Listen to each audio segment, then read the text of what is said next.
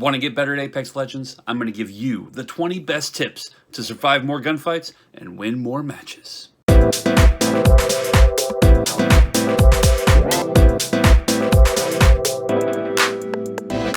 Hello everyone, welcome back to the 40 Plus Gamer and another Apex Legends video. Today I wanted to bring you the 20 best tips I have gathered from some of the top Apex Legends players and content creators as I look to improve at the game. First, I want to remind you to subscribe to the channel and hit that bell notification to make sure you never miss a video. The subscriptions feed doesn't always show every video that gets released, so do it for all the channels you subscribe to. It helps all of us content creators and helps YouTube recommend more videos you'll love. Now to the 20 best tips for Apex Legends.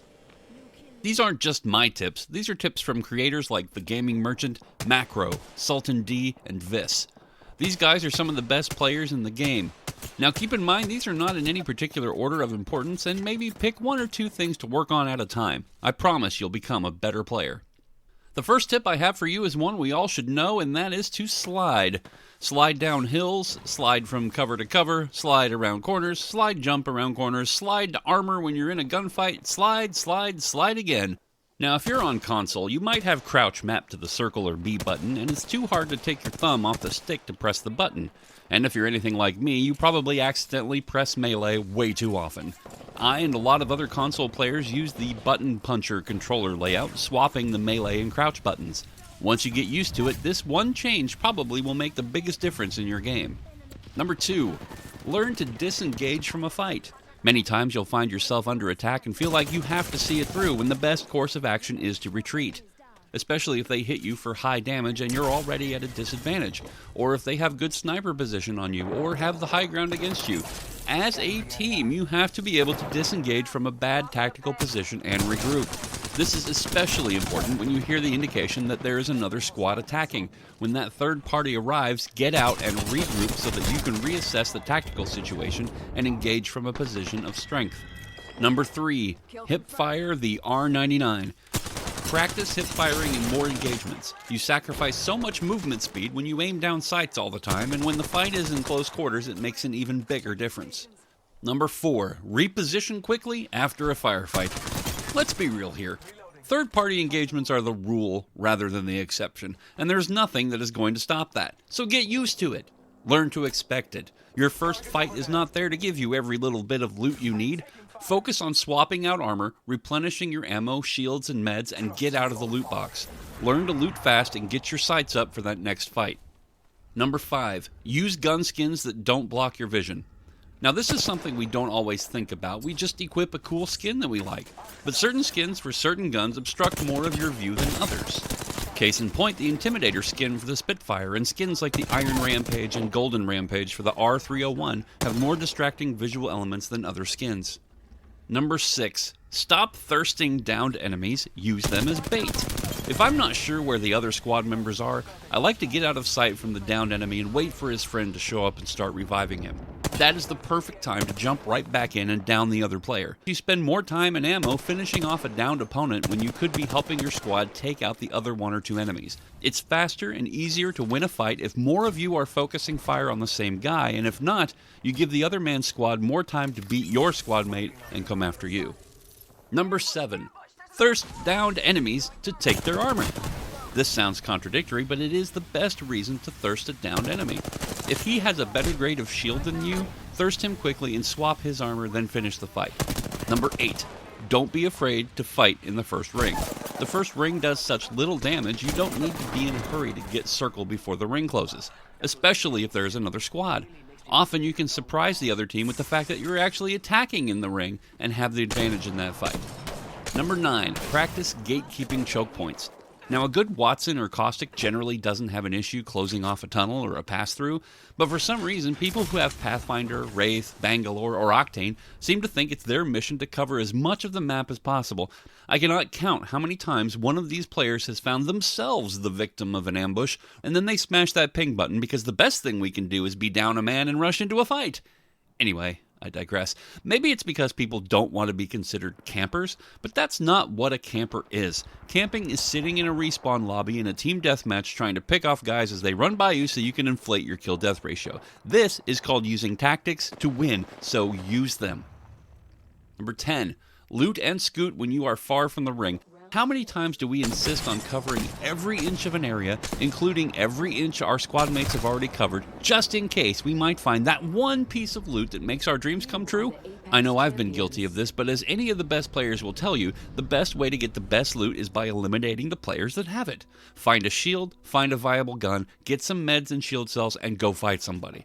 If you land in Refinery and the edge of the circle is at Thermal Station, at most you should spend a minute or two looking for loot and then be on your way. Granted, the first ring doesn't do a lot of damage, but the longer you have to run from the first ring, the quicker that second ring will come behind it. It's over, Anakin! I have the high ground! It's one of the most popular memes on the internet, and yet so many Apex Legends players forget this. If you're at Thermal Station and someone up the hill toward Mirage Voyage starts shooting at you, do not sit there and engage them, and do not zip line up to them. I can't tell you how many times I'm in a squad and guys spend half their ammo shooting up at people on a building or on a hill or you name it. It's stupid. High ground is an advantage for a reason. If someone else has it, disengage. Leave that fight. Regroup, reposition, and re-engage from a position of strength. Number 12. Shoulder bait. There is a rhythm to every engagement, and sometimes it's easy to tell when an opponent is between magazines. If you can trade shots with someone by peeking around a corner and firing a shot and ducking back in, you can often bait them into spending more ammo than they should trying to hit you. Doing this, it can be an effective way to force them into reloading so that you can suddenly rush their position and gain the advantage.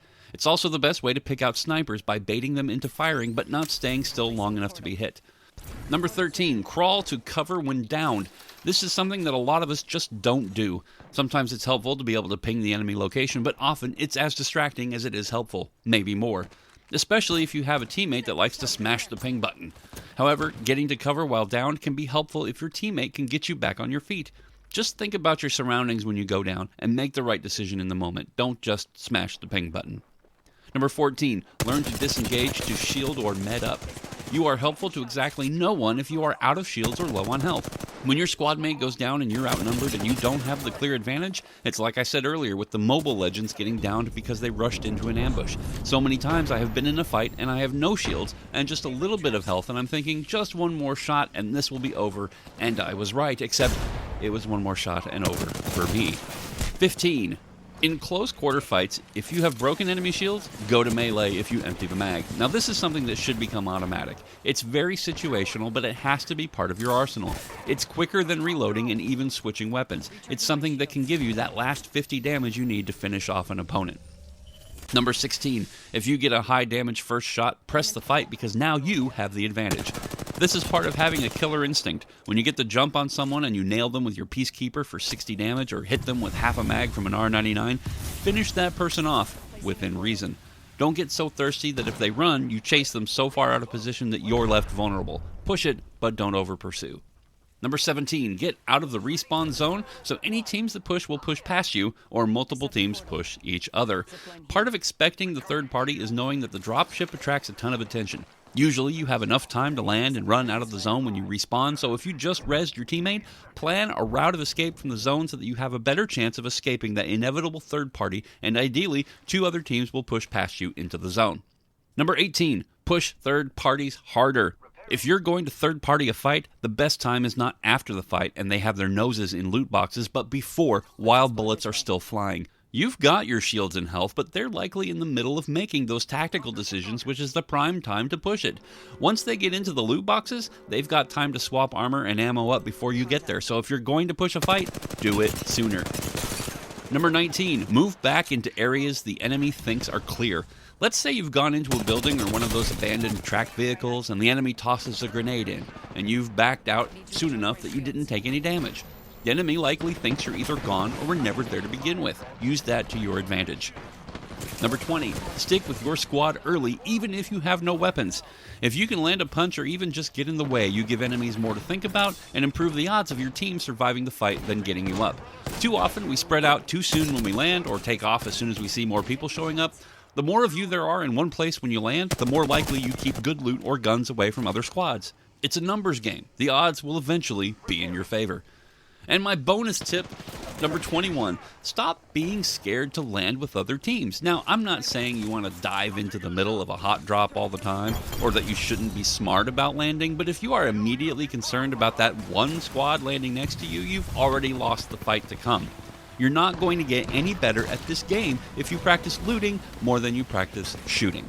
That's my 20 best tips for Apex Legends. Leave a like and comment down below. What are the best tips that you've heard? Thanks for watching, and I'll see you in the next video.